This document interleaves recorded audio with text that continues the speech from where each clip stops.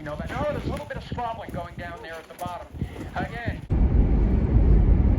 Welcome to my channel, Ball Cap Casey.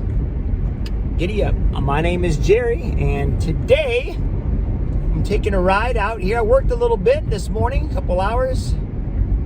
I think I made enough money for the admissions where I'm going. General admission, I think, is like 25 bucks. But I'm heading to the, what is it called? The Arizona Desert Museum, the Arizona-Sonora Desert Museum. That's what it's called. Just west here of Tucson, about a 15-minute drive, looks like. It says a 98-acre zoo, aquarium, botanical gardens, natural history museum. So let's go check it out. I like wild animals in general, all kinds of plants, and I like history, so it's my kind of thing. And if it's your kind of thing, stay tuned for the video and watch it with me as I'm going along these little, these roads are crazy here. Woo! It's like a roller coaster. Whoa! That's like a roller coaster. This road is awesome. It's like, don't want to eat though and then go on this. I'm on this road. What's the name of this road? Ironwood Hill, just west of 10, and it's like a roller coaster. Woo! Glad I didn't eat my breakfast yet. All right, stay tuned, guys, because I'll be there in about 15 minutes, so see you in a bit. Check out some of the spectacular views on the way. Oh, baby. Desert Museum, next left. All right, yeah, I see a bunch of cars up there. Desert Museum, and then there's a Saguaro National Park. Saguaro? Not sure how to say that. I still don't know how to say these desert words down here. I can read this one though. It says Arizona-Sonora Desert Museum. There's an arrow. All right. So it opens up right there. Okay, 8:30 to 5 p.m. On the website said 365 days a year. Every day it's open. Museum entrance to the right. They got some theater and some educational buildings there to the left. All right, fun times. Well, I'll never forget this day, the day I went here. It's my birthday today. I'll have to ask them. Maybe they'll give me some a free cake, free cupcake. They'll probably give me a cow pie. That's what they'll probably give me. Look at this though in the distance. You guys can see that. We're in the wild, wild west. Hoping to get here early. It's 70 degrees. It's 9:20 in the morning. I'm following you guys. That's the benefit of following other cars. Should read this. Okay, museum entrance this way. Okay, yeah, there's some cars over here. We'll just find a spot and let's get in this place. Well, guys, I got lost out in the desert. At least I found some shelter here, and I started gathering some branches for a fire. And I don't know how long I can survive out here.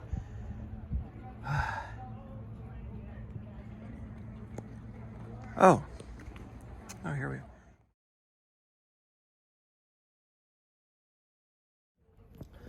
All right, so they gave me a map. They must know I get lost. So here's us, the park there, the entrance. And I'm just gonna wind all the way up here to the right and do the loop. Whoa.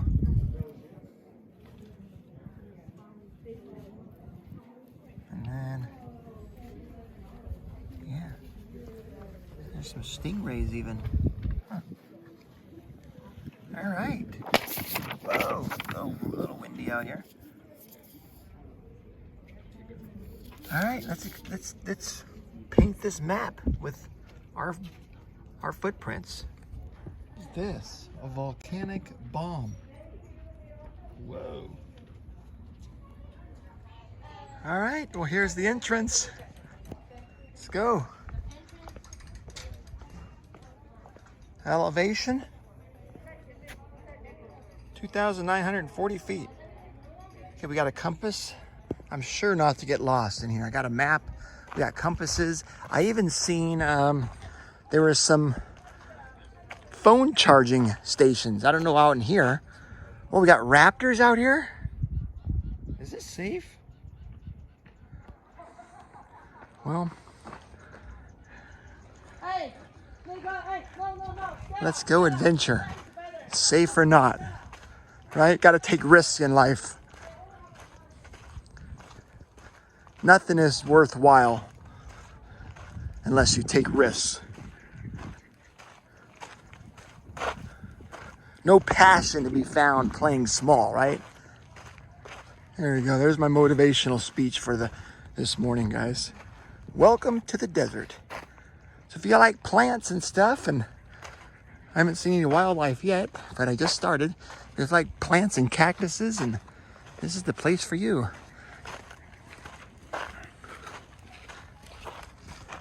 Got hairy cactuses. They got reptile rooms up there and stuff, and there's a lot of people in there right now. So, you know, I like to go outside walking around. Plus, they want you to wear masks inside, and I'm like, no, I'm a naked face kind of guy. So, got these cactuses though, man. Huge, huh? A bunch of holes. I'm guessing birds live in there, burrow themselves in there for nests. You guys can see that on the sun. It's kind of. And man, this is probably the best. I mean, I couldn't imagine the summertime. I mean, get here super early. I mean, right at 8:30. I got here at what? Just after 9. So we got some cave and minerals. Moment, like I said, I'm just going to the right and then looping around. So I'll get back to you as soon as I see my first wildlife. Here you got all kinds of cactus here. Check this guy out. Looks like he needs a little bit of Viagra there, huh? All right, let's get it up. Let's get going. All right, well, see, when you make a plan, you know how to make God laugh? You make a plan.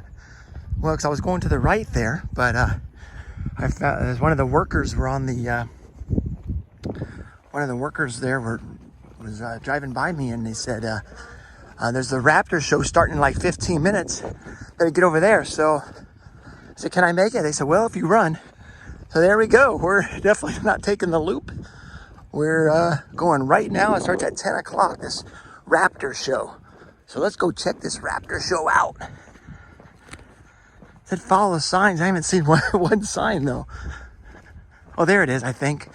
I look for that little round sign. See it? So yeah, let's just get to that Raptor free flight. Yeah, let's go check this out, guys. Right there, follow that sign. Let's go. How many of you are here for the very first time? Wow. Well, that's terrific. We love the newcomers. We love the return visitors as well. You're in for a real treat today. I'm going to spend the next 5 minutes going over some of the ground rules for Raptor Free Flight. Then after that, I'll be back and we'll be joined by our trainers and our volunteers, and we'll get going. But first, a few ground rules. As it's very obvious from what you are wearing, I'm sure you all know that this is a mask-only demonstration. So please keep your masks on during the demo. I'm not wearing mine at the moment because otherwise you wouldn't be able to hear me so well. You came in from the bottom of the pathway. At the end of the demonstration, you'll have the option of exiting the way you came in or exiting from the top. If you exit from the top and you just go straight, it'll take you up to our bighorn sheep area. Just don't make any hard lefts or rights while you're going up because that takes you to off exhibit areas in the museum. Now, you're going to see some birds flying very, very close to you today. In fact, a couple of you might get really lucky and have a wingtip brush the top of your head or your shoulder as the bird comes by. That's nothing to worry about. The birds know their jobs. They're not going to fly into you. They're not going to collide with you. But we want to make this demonstration as safe as possible for both you and for the birds. So let's do this. Think of the area from the tops of your heads down to the very ground as your space. That belongs to you, and the birds are not going to invade it. Think of the area from the tops of your heads as far up as you can see as belonging to the birds. And we ask that you do not invade the birds' space. Now, that means certain things. First of all, please refrain from raising your hand to point out a bird to a friend or a neighbor or to your wife or husband. Secondly, if you have a camera, do not raise your lens above the top of your head. That's really a big problem, or I guess a common no-no here. You see a bird coming over, and look, I'm a photographer, so I've done it myself. The bird's coming over, and the urge is irresistible to tip that lens up to photograph the bird. But you never know, there may be another bird coming from behind. So we don't want to have an inadvertent collision between the camera and the bird. We ask that you not put small children on your shoulders. It's perfectly okay to carry them in your arms. And if you do have small children and you want to make sure they get a good view, either up against this rail or the back rail is great, they're equally good. It's a beautiful day today. This is so far the year without an autumn in southern Arizona. It's going to be another day where it's going to be up in the upper 80s. By this time of year, normally it's 15 degrees cooler than this, so this is really unusual weather. And I suppose it's very nice, but it's also dangerous weather. This is the kind of weather where people very quickly become dehydrated. You're standing out here, you're not feeling the heat. In this very low humidity, you don't believe you're perspiring, even though you are. And the next thing you know, you're lightheaded and dizzy because you haven't had anything to drink. If you're carrying water with you, please drink it. There's a drinking fountain down at the bottom of the demonstration. We welcome you to use it. If you're not feeling well during the demonstration, if by some chance you've been staring into the sun for too long or you haven't been drinking, you feel a little lightheaded, we have some volunteers for our safety and security department. We also have an employee from the department here today. At the top of the demonstration is Frank. He's raising his hand right now. And then down somewhere near the bottom is Janet. Janet is waving as well. And I think John is up by Cat Canyon. So, yeah, he's waving up there. Again, if you have any problems, just ask any of them. They'll be happy to help you. Now, I wanted to mention that Raptor Free Flight is a daily show at the museum. The only day of the week that we do not have the demonstration is Wednesdays. It is mornings only this year.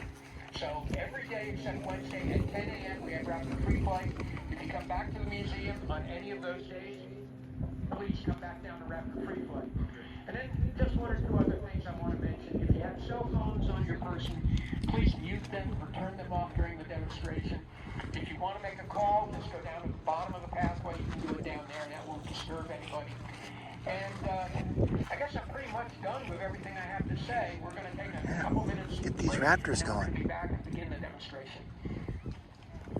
Now, we're in the middle of a classic desert environment. If you look around, you see all of the trademarks of the desert. You see big saguaro cacti, you see mesquite trees, you see palo verde trees, a lot of rocky terrain. But don't let that fool you. Southern Arizona has a lot more going for it than just the desert. We have all sorts of habitats here. We have big valleys, we have mountains, you can see them off in the distance. If you get in the car and drive 50 miles to the east of here, you're in grasslands that look like the prairies of the Great Plains. We even have some water courses in Arizona, some streams and rivers. So all sorts of different habitats. Now, the birds you're going to see this morning are ambassadors of these habitats. They represent the different communities which exist in southern Arizona. And each of these birds is uniquely adapted to the habitat in which it lives. So let's look out into the desert, see what we can see. Our first bird should be coming in momentarily.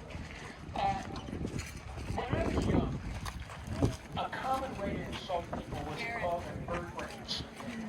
Because that was a way of saying they were not very rough. But our first bird coming in proves that that is wrong. We're looking at our Salon Raven, who is now flying above the demonstration site. And watch how she flies. She is a remarkably good flyer. And you notice that she's flying with kind of that rolling motion in her wings. She'll build up a little momentum, and then she'll coast. That is typical of a raven. Salon ravens are about 2/3 the size of our common ravens, which are the species you see around here. Salon ravens are birds of the grasslands. If you were to drive 50, 75 miles east of here, get over around the Wilcox area, you might see Salon ravens. In terms of their physical characteristics, they're virtually identical to the common ravens. They have the same body shape, they have the same very glossy black and stiff plumage, and they have the same additional features, which I'm going to describe in a minute. Now, as you watch her fly, again, you'll notice what a great flyer she is. These birds are rovers. A Salon Raven is capable of flying 30 or 40 miles in a day. And that's a lot of flying when you think about it, because it's all work for these birds. But they're capable of doing that, and they do that as part of their lifestyle, and I'll talk about that in a minute. Right now, I want you to focus on the appearance of the bird, on her plumage. Her plumage, as I mentioned a minute ago, is very shiny, it is glossy, and it is very dark. It is also quite stiff. The Salon Raven's plumage is stiffer than the plumage you see on a lot of birds, and that aids the bird in flying. She is a really, really adept flyer. But she's also kind of a noisy flyer. If you were not listening to me talking and you were all very quiet when she flies overhead, you might actually hear her passing through the air. Now, what you're watching is very typical Raven behavior. On a typical day, she'd be out wandering around the countryside, very often in the company of other ravens, maybe her mate or maybe even part of a large flock, and they'd be looking for opportunities. Ravens are what we refer to as opportunistic hunters. And by that, I mean they take advantage of everything in their habitat that will give them a living. Ravens eat an enormously varied diet, more varied even than a human's diet. Very adaptable. Ravens will eat seeds, they will eat nuts, they will eat berries, they will eat grain, they will eat small insects, they will, if they can capture them, small rodents. Even smaller birds, they're great nest robbers. They will take eggs from other birds' nests. Small lizards, tremendously varied diet, but then on top of that, they eat our food as well. As anybody who's ever had his lunch stolen at a picnic can attest to. These birds are really, really adept at just taking advantage of everything in their environment that they can. Right over me. Now, we know one thing about opportunistic hunters, and it cuts across a lot of species. It's not just ravens. It can be coyotes or humans as well. The opportunists are the smart ones. To be an opportunistic hunter, you need to be intelligent, because you need to be able to adapt, overcome, and improvise, and right? you need to be able to find things to take advantage of in the course of Survival. your day. Ravens are highly, highly intelligent. I mentioned at the very beginning of this presentation that this bird gives the lie to the insult that birds are not particularly intelligent creatures. That's absolutely untrue. Ravens are among the smartest of all living creatures. We know that they are capable of something that very few creatures are capable of doing, and that is something we call inductive reasoning. Now, what is inductive reasoning? Oh, yeah. It's the ability to solve a problem by studying a situation and figuring out a solution. Many species can solve a problem through trial and error. They do something, it doesn't work. They try something else, it doesn't work. They try a third thing, it does work, and then they learn. But ravens, swallowed ravens and common ravens, are capable of studying a problem, thinking about it, and solving it that way. There's a clip on YouTube that I love to talk about. It shows somebody fishing on the ice, an ice fisherman. He has cut a hole in the ice and dropped a line through the hole. He's out there on the ice, the line is down in the water. Eventually he gets tired of standing there and he walks back to the bank. Well, there's a raven on the bank watching what he's doing, and the line goes taut. The raven runs out onto the ice and, using his beak and his foot, reels in the line and has himself a fish. Now that is inductive reasoning. That bird could not have figured that out by trial and error, but it figured it out through watching the fisherman reeling in the line. That is how intelligent these birds are. And there are a lot of other examples as well. You can amuse yourself all day long by looking at YouTube and seeing all of the examples of how intelligent these birds are. They're very good at solving puzzles, for example. Now, ravens, common ravens, swallowed ravens are members of the I family felt of that. birds known as Felt it? I heard that. Ravens are birds that they include jays, magpies, ravens, That and was crows. pretty awesome. They're all known He for was their like superior intelligence. And 2 in fact, feet away from me. the jays, we know that eastern blue jays, for example, have learned to mimic the sounds of a red-tailed hawk in order to drive other birds away from things that they're feeding on. That's how intelligent they are. Now, ravens also are capable of a tremendous range of vocalization. They emit all kinds of squawks and grunts and squeaks and caws. They actually have sort of a language. Now that was a look at our first bird. That was our Chihuahuan raven. We're going to bring out another species. Oh, this is fun, huh? It's like birds. This is it. But not a raptor. Raptors have 3 attributes. They all share them, and those are sharp downward curved beaks, talons,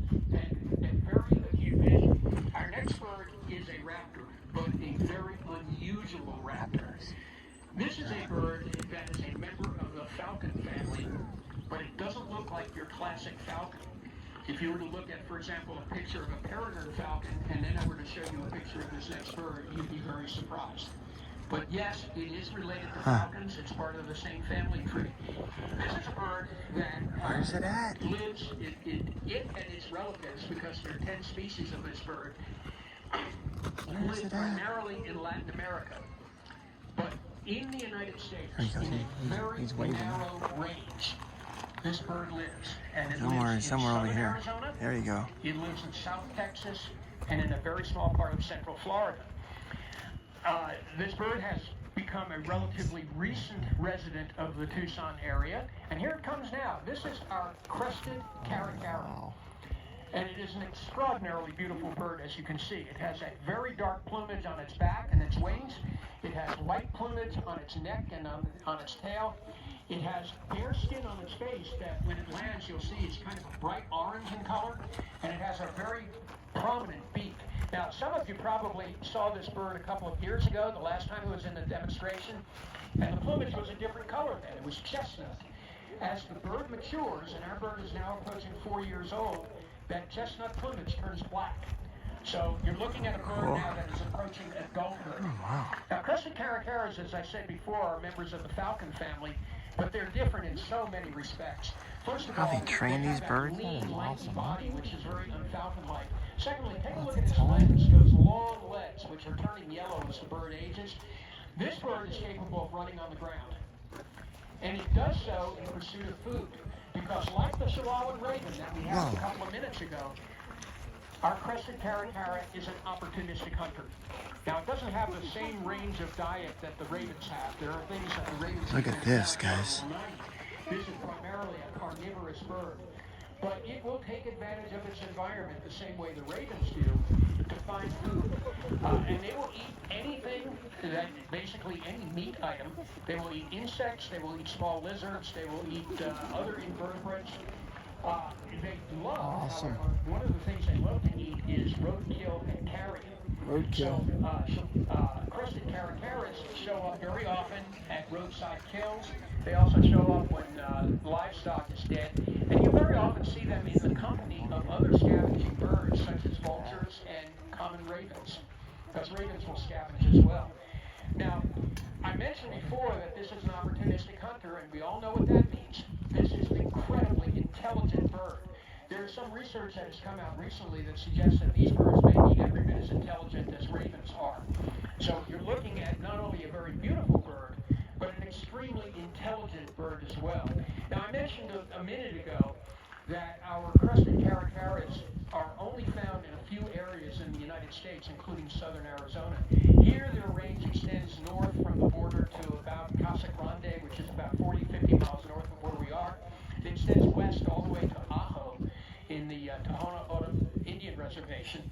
And in fact, much of their territory, their native territory, and their breeding grounds are on the reservation. But in the fall and winter, these birds become nomadic. And when they become nomadic, it's very common to see them in areas where they don't breed, and that will include some of the farmlands north of here, even areas quite close to Tucson. That big valley down there to the southwest is an area where you can easily find Crested Caracaras if you know where to look. So this is a bird that is not common in our area, but there are at least several hundreds of them around here. Okay, that was our first raptor. And that was our Crested Caracara. Now we're going to have another raptor coming in, and this bird is also a bird that I think is pretty unique. It is also a bird that's found in very limited parts of the United States. It exists, it lives in southern Arizona and in southern Texas, and maybe a few of them in southern New Mexico as well. It is a bird that is primarily a Latin American species. It is found throughout Mexico and Central America down into South America. Here comes one now. You're looking at a Harris's hawk, and here comes another one. You hear that vocalization? You hear that calling? Kind of sounds like two pieces of metal being rubbed together. They speak to each other that way. I don't find it to be particularly musical, but the Harris's hawks seem to enjoy it. So those are Harris's hawks. We've got 5 of them now on the ground. So you can watch them fly, watch them soaring in the air. They are really, really good flyers. capable of soaring. And what these birds are doing right now is something that we refer to as advertising. Just their don't poop territory. on my head. Harris's hawks will do this very often. They'll get up in the air over an area which they claim is their own, and they're basically telling other birds, stay out, this area belongs to us. Now, if you watch them fly, you're going to see that they, I mentioned how skillful they are. Watch what they do with their Landed on the other one. They're capable of Statue. changing the shape of their wings in order to take advantage of air currents. They also can shift their tails from side to side as a rudder. And they seem to enjoy flying up into the wind and then just sort of backing off and diving down. Kind of a very nifty aerial maneuver. Now, one bird is landing on our trainer's glove. You get a good chance to look at its physical characteristics. It has plumage that is unmistakable. If you see a Harris's hawk, you're never going to forget it because there's no other hawk in North America that looks like this bird.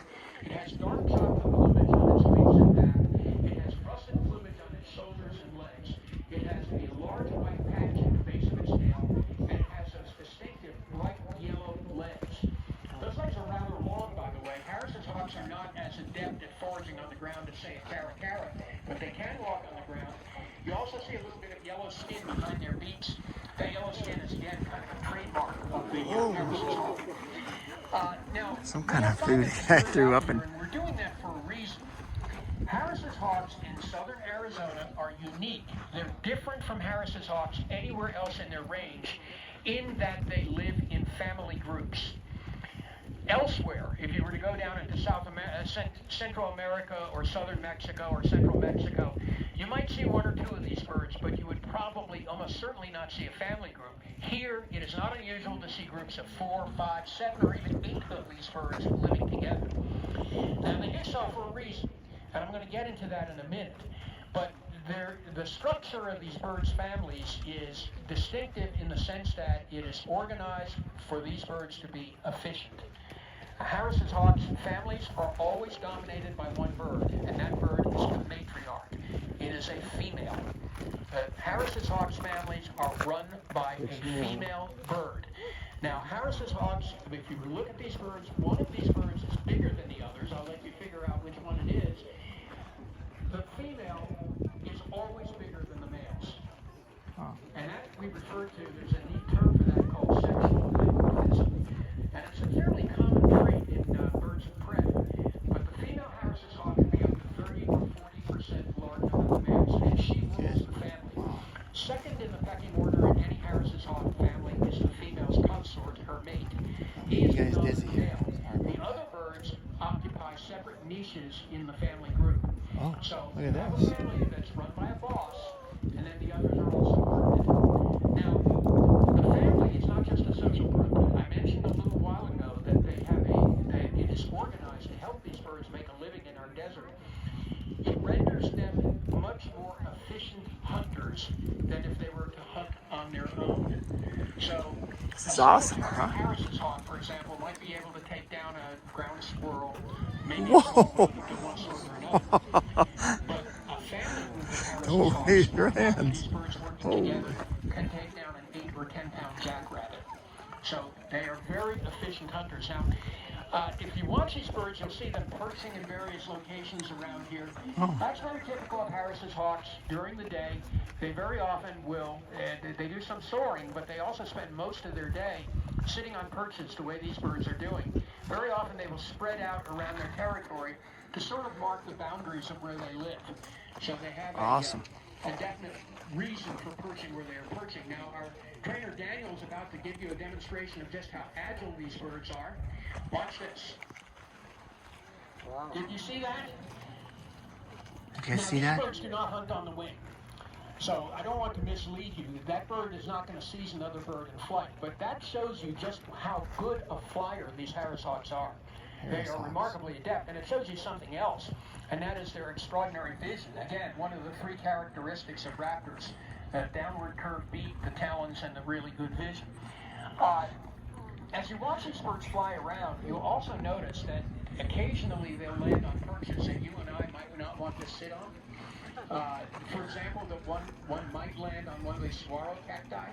That is an acquired skill. The young Harris's hawks don't know how to do that. They have to learn because the tops of these saguaro cacti are as spiny as the columns are. The birds have to learn how to land without piercing their feet, and they have two advantages for doing that. First of all, they're rather lightly built birds.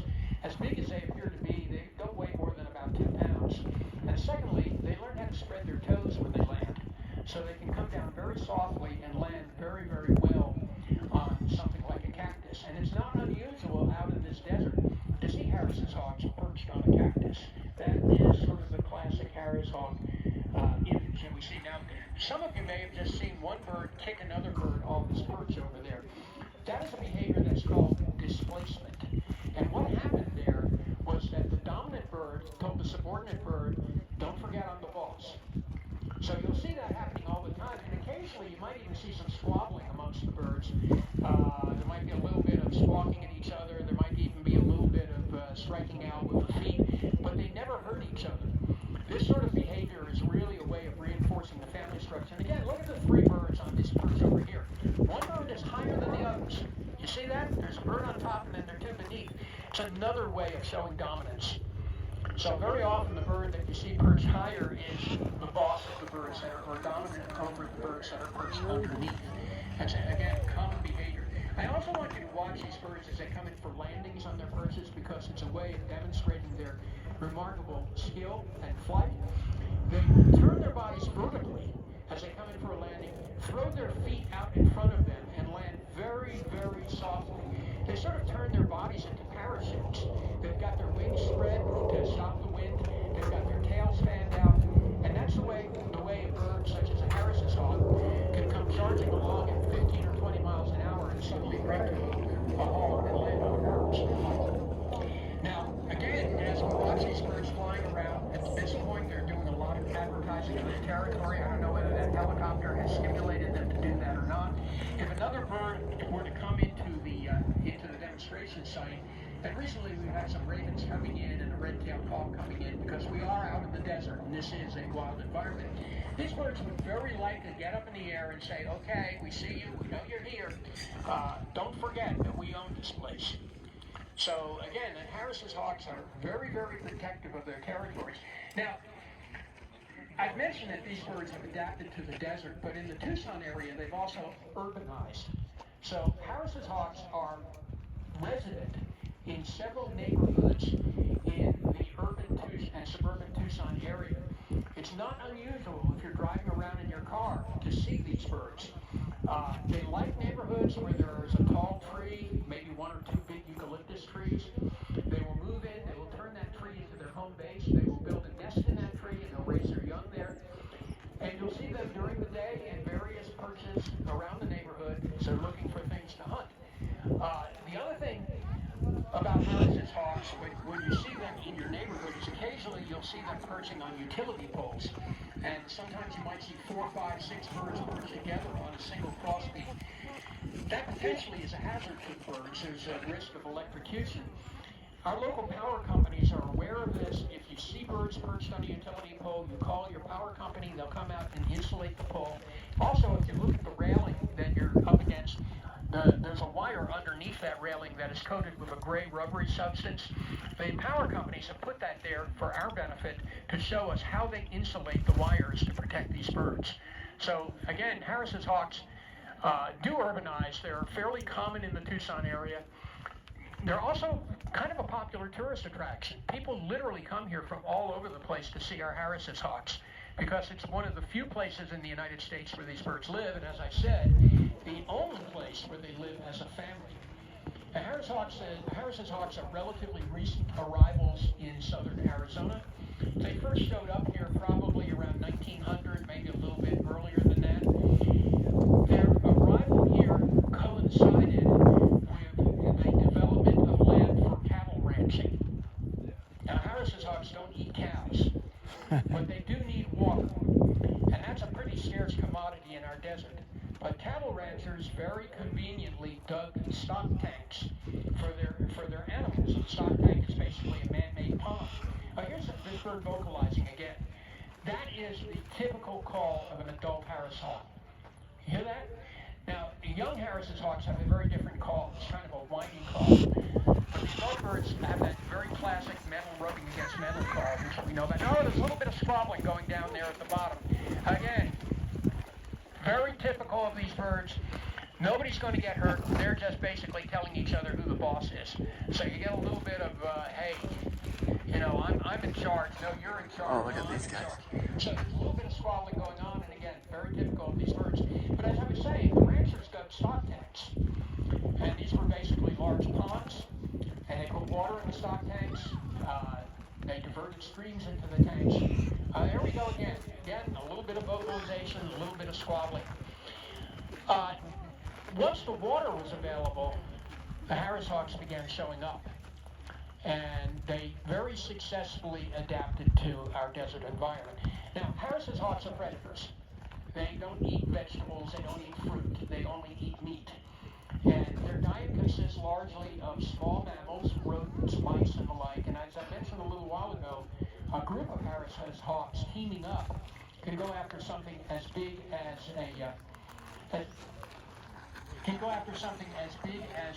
a jackrabbit.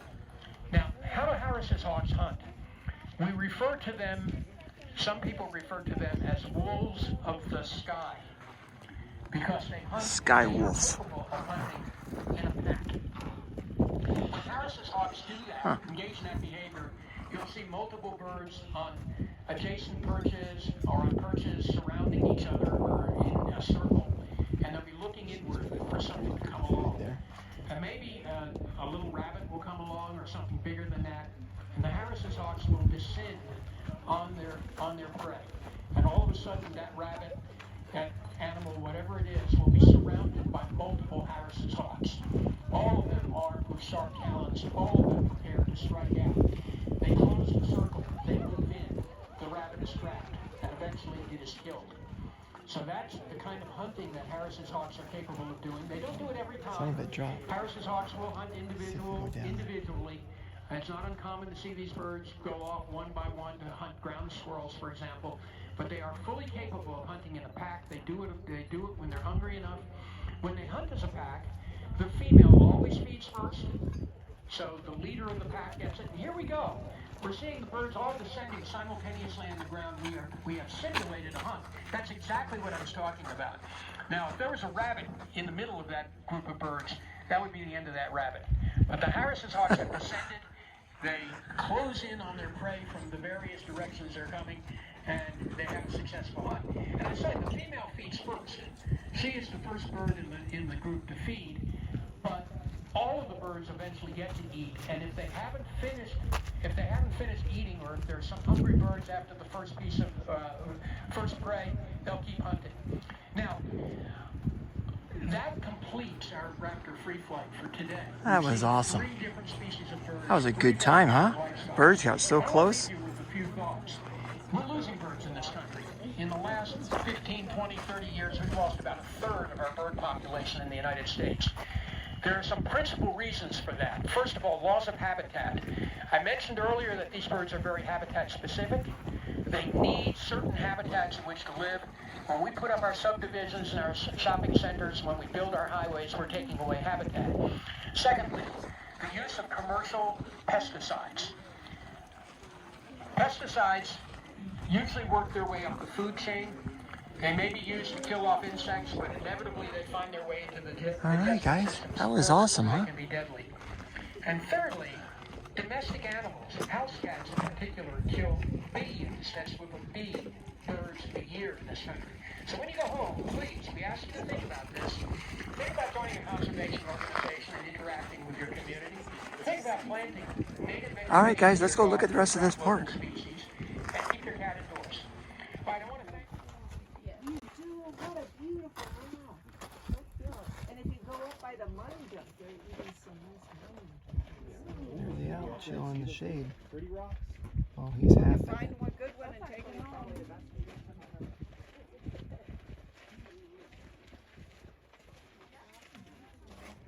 All right. Whatever's in there around know that it's dangerous. However, they're true. Sleep with his eyes open? You'll notice they're No, he's trying to sleep. He's like, all these people are so bugging they're me. using their tusks But found a good spot there in the shade, buddy. Right underneath the bridge. Well, I decided just to live here. Built me a little encampment. And I said, yeah, I'm just gonna chill out here. The Altar Valley. Looking out across the valley and to the left south toward the border with Mexico, you see the Altar Valley. All right.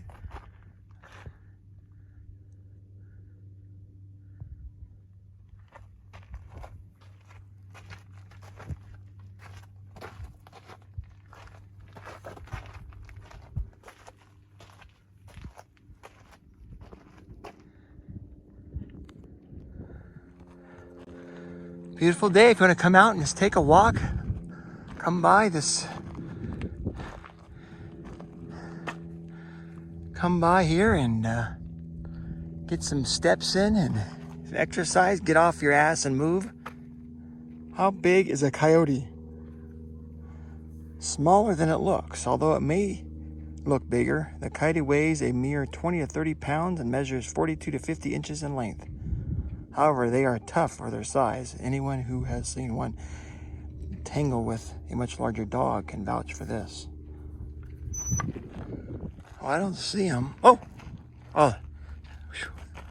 Those are just statues out here. Alright. Alright, well, there's a coyote out here. Can you guys spot him? Or her? Hard to see. Camouflaged in this brush.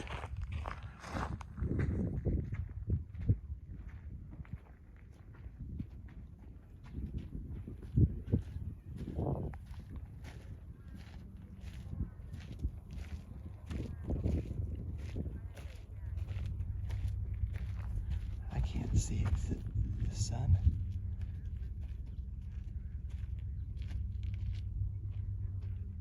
There he is. Yeah, walk right by, easy. I didn't spot him. Look at this, check out the landscape around here.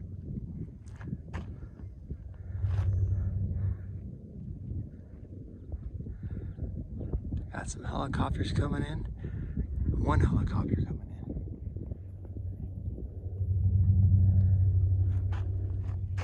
All right, let's go find some more wildlife.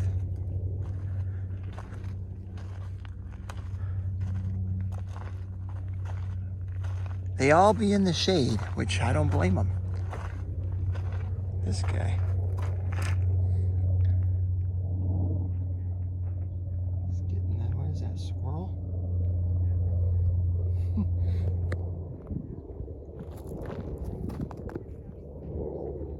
Oh, I startled my thing. I wanted to get that coat. Some nice markings there.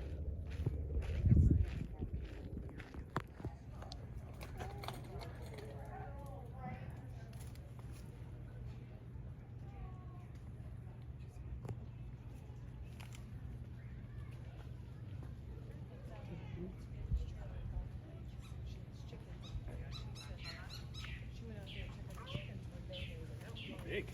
Oh, really? Yeah, cool. Come on. You saw a gray wolf in the woods? Oh, that's right, yeah. Mexican gray wolf is supposed to be hiding back there. Gray wolf right over here. Oh, did you see it? Yeah. Kind of behind the trees right now. There he comes.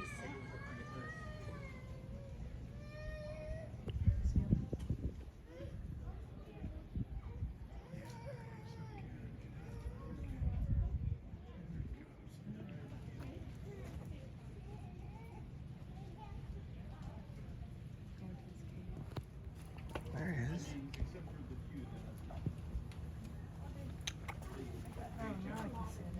That gap. Oh, I see. It's like a. Oh, wow. Wow. Beautiful. What a fat bear. Oh yes, you must see it. It's way back inside there. I didn't See it? Somewhere he's hiding back in there. I can see it right on the No, right I side. saw it. You saw it? I saw the face. Yeah, now it's kind of sitting there. Staying cool, right? It's standing. Yeah. I think they're nocturnal anyway. They do all their hunting at night. Come out at night and lays around in the shade during the day. There he is. Kind of get a little bit, see his body only, huh? There you go. He's out there. He's looking at you right now. I see There you it. go. Hey. Oh, You see him? cool. He's like, oh, the sun.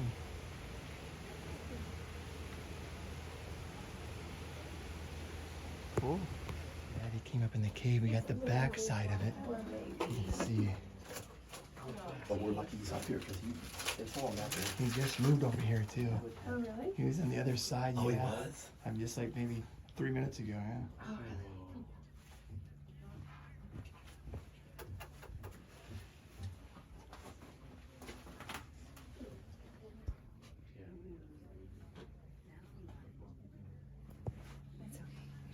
Look at those eyes again.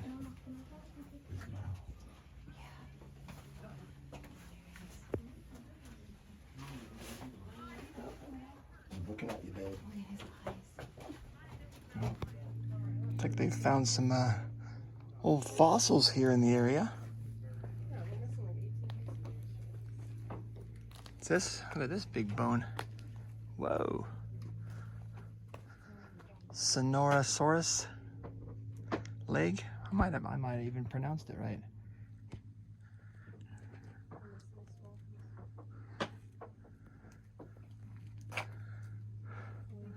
Well, the dinosaurs are probably over here trying to get a drink of water. That's what they're trying to do. It's a water fountain. Huh.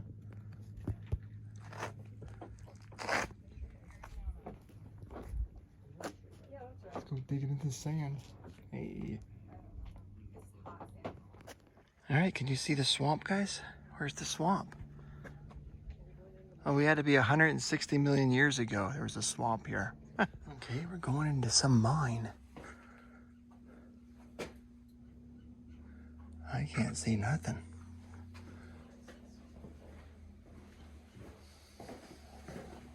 Hello? Oh. What's this? Okay, some minerals here in the rock. Need a lantern in here.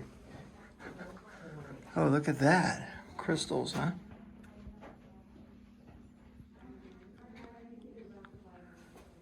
Okay.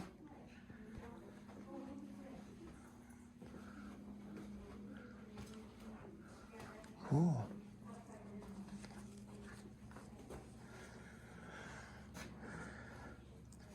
Copper and average Sonoran desert rocks. Okay. So you have plants, not only plants and animals, but you got a bunch of rocks here. And some garnets. Look at that. Turquoise. Bunch of different minerals in the area. What's this? Oh, check this out. Cool. Fossilized. Is that a centipede? Millipede? Spiders. Oh. Oh yeah. Beautiful colors, huh?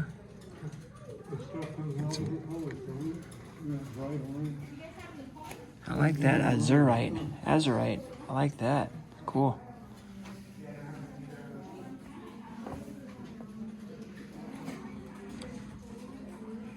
All the different beautiful colors that naturally made. This. Please touch. Here, I never get to see those words anywhere. Please touch the meteorite.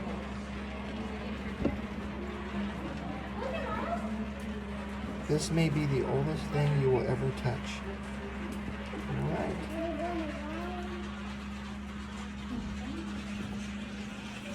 much of history of the earth as we think.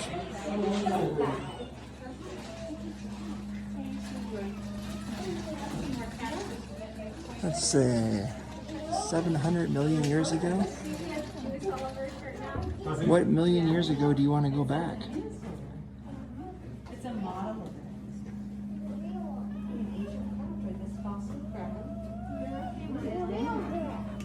There's a giant lizard in there. Huh. It's all models. All right.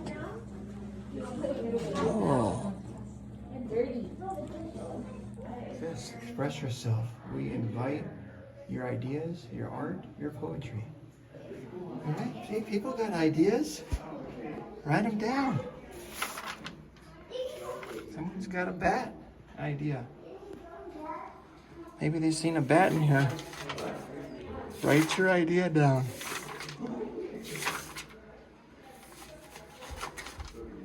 All right. Hey, a lot of people like bats. All right, there's the Shasta ground sloth. This sloth dung consists mostly of Mormon tea. Huh. A plant that still grows today.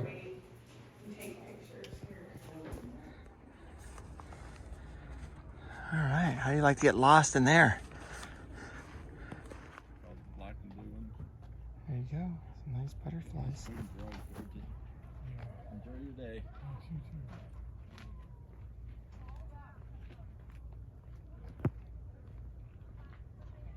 I like butterflies. Be standing over here for days.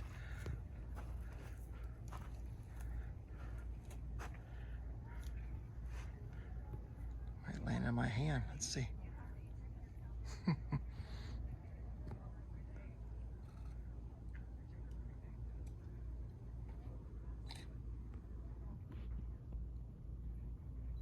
That beautiful.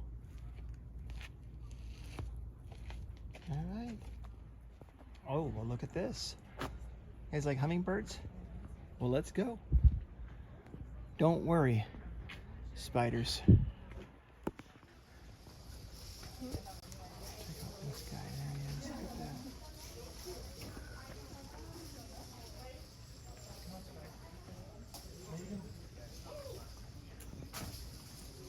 That's their feeder right there.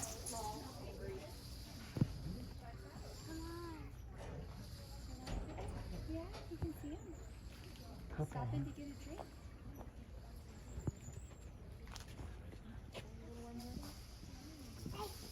I can get him.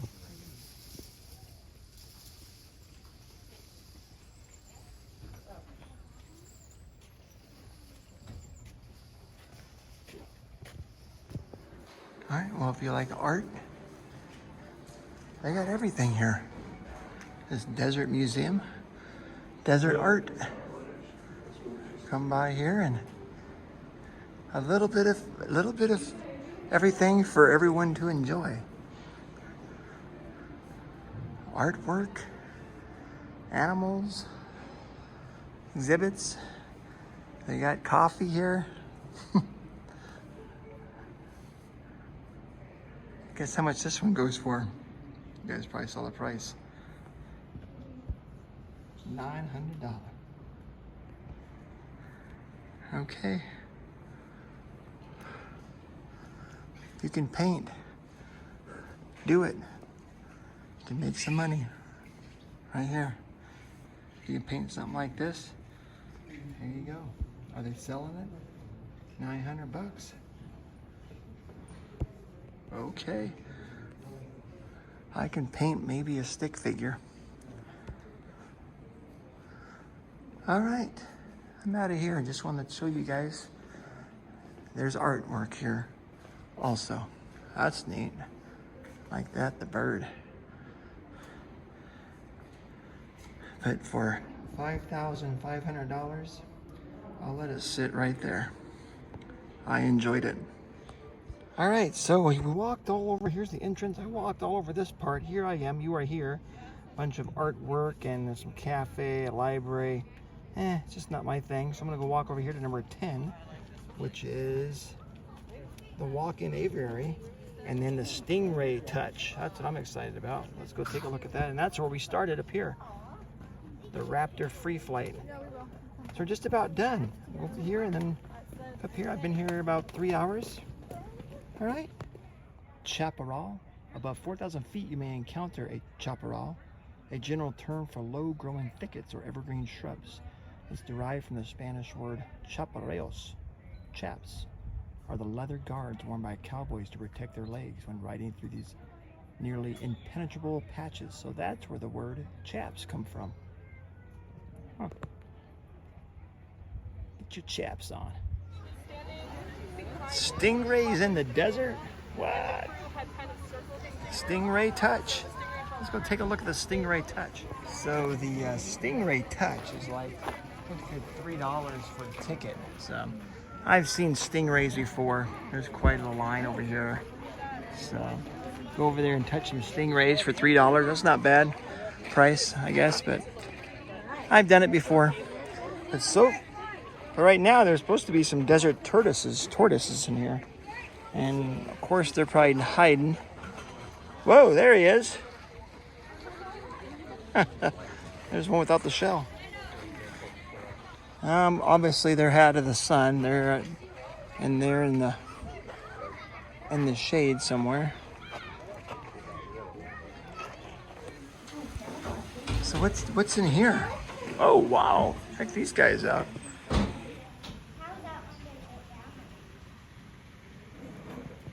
Check them out. Those horns, beautiful, huh? Got one. There's another guy up here.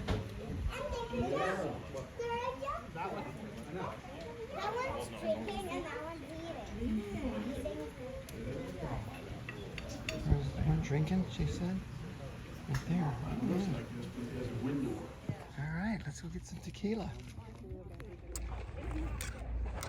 All right, so I think I've seen about, I would say majority. I'm sure there's a few things I didn't see, but my suggestion would be eat before you get here, you know, and then bring some good walking shoes. Bring your water. I was able to bring in my Gatorade. I have it in my back pocket. I mean, they didn't search me.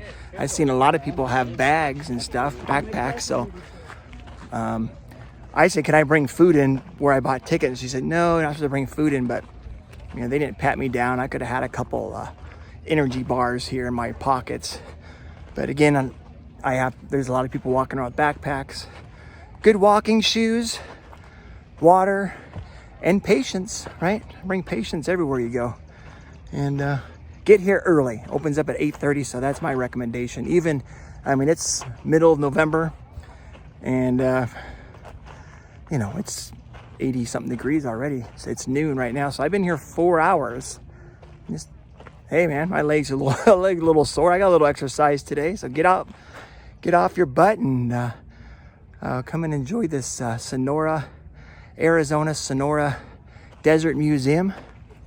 The highlight for me, of course, was that bird show where you got to saw the raptors flying and the raven there with the guy narrating. That was great. Definitely recommended. Come on and check it out. It's open 365 days a year, every day, 8:30 to 5. Check it out. Thank you guys for watching. Remember, keep moving forward. Let's get some tequila.